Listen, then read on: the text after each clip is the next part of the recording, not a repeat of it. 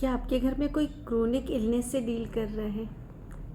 जब फैमिली में कोई क्रोनिक इलनेस से डील करता होता है तो जो केयर टेकर्स होते हैं और फैमिली के दूसरे लोग होते हैं वो बहुत सारे इमोशंस के साथ गो थ्रू करते हैं। बहुत सारे ओवरवेलमिंग इमोशंस भी होते हैं और उन इमोशंस के साथ उनको डील करना होता है। जो पेशेंट होता है उसके इमोशंस को तो लोग समझ सकते हैं, लेकिन केयर टेकर के इमोशंस को और उसकी सिचुएशंस को हमेशा लोग समझ नहीं पाते हैं।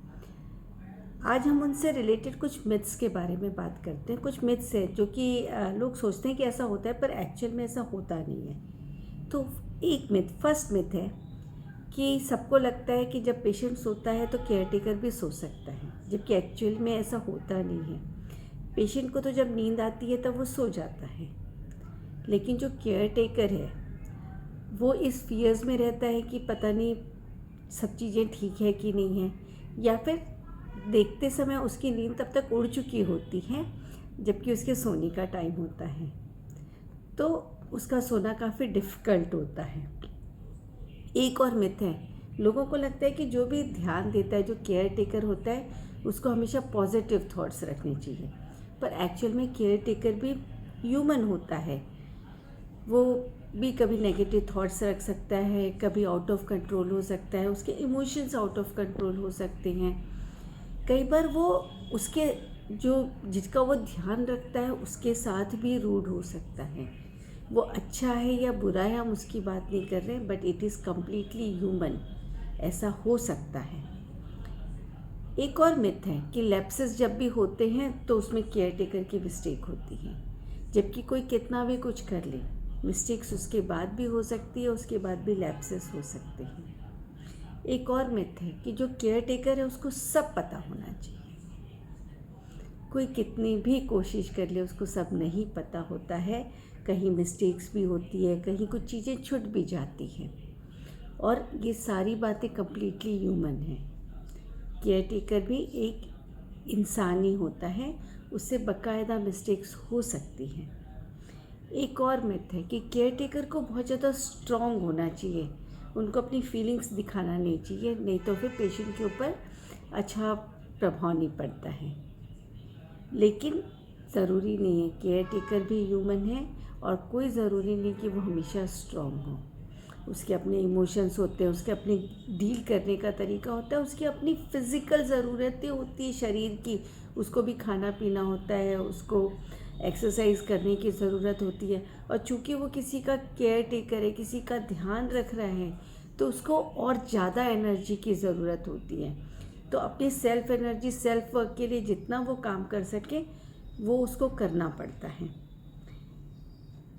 एक और मिथ है, केयर टेकर को लगता है कि उसका पेन सबसे ज़्यादा है, जबकि फैमिली में जितने लोग रहते हैं, जितने भी नॉन लोग रहते हैं, सबके अपने डिफरेंट स्ट्रेसेस होते हैं।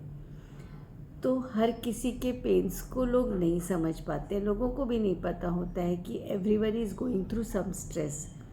अलग अलग लोगों के अलग अलग पेन्स हो सकते हैं, किसी के ज़्यादा हो सकते हैं, किसी के कम हो सकते हैं, कोई डायरेक्ट कंसर्न हो सकता है, कोई इनडायरेक्ट कंसर्न होता है, बट हर किसी के अपने स्ट्रेस, अपने इमोशंस हो सकते हैं।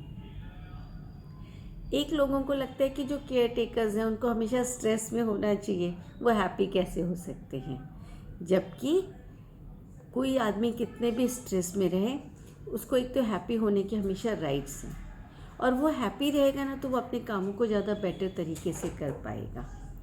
And it is absolutely possible कि सारे स्ट्रेस के साथ भी वो हैप्पी हो सके। ये जो बोला जाता है ना कि everyone can be happy where they are, तो हम सारे स्ट्रेसेस के साथ भी पीस में हो सकते हैं। ठीक है, एट टाइम्स आएंगे जबकि टेंट्रम्स भी हो सकते हैं,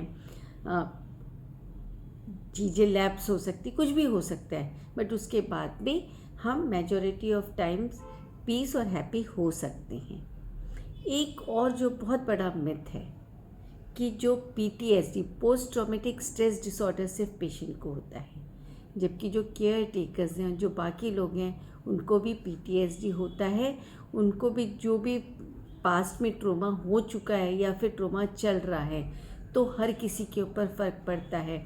इवन जो केयर टेकर्स होते हैं उनके ऊपर भी बहुत ज़्यादा फ़र्क पड़ता है, क्योंकि वो ऐसे टाइम से डील करते हैं जबकि वो हेल्पलेस फील करते हैं। वो बहुत सारे एक्शंस लेते हैं, लेकिन फिर भी लोगों की health and what ever is going on वो उनके हाथ में नहीं होती। तो वो बहुत ज़्यादा हेल्पलेस एट टाइम्स होते हैं। तो उनके ऊपर भी ट्रोमा का उतना ही इफ़ेक्ट डिफरेंट तरीके से पड़ सकता है। तो आज हम बात कर रहे थे सिर्फ मिथ्स के बारे में, जो कि केयर टेकर भी कई बार अपने आप को बहुत ज़्यादा स्ट्रॉन्ग समझता है। वो अपने आप से बहुत ज़्यादा एक्सपेक्टेशंस रखता है कि मेरे को ये सारी चीज़ें आनी चाहिए, बट वो भी ह्यूमन है। तो वो ये समझ सके कि वो ह्यूमन है और बाकी लोग भी समझ सके कि एवरीवन इज़ ह्यूमन। चीज़ें सही गलत अच्छी बुरी हो सकती हैं। ओनली थिंग इज़ कि हम उस प्रॉपर मोमेंट में अपना बेस्ट कर सकें और जस्ट ट्रस्ट करें यूनिवर्स के ऊपर, लाइफ के ऊपर।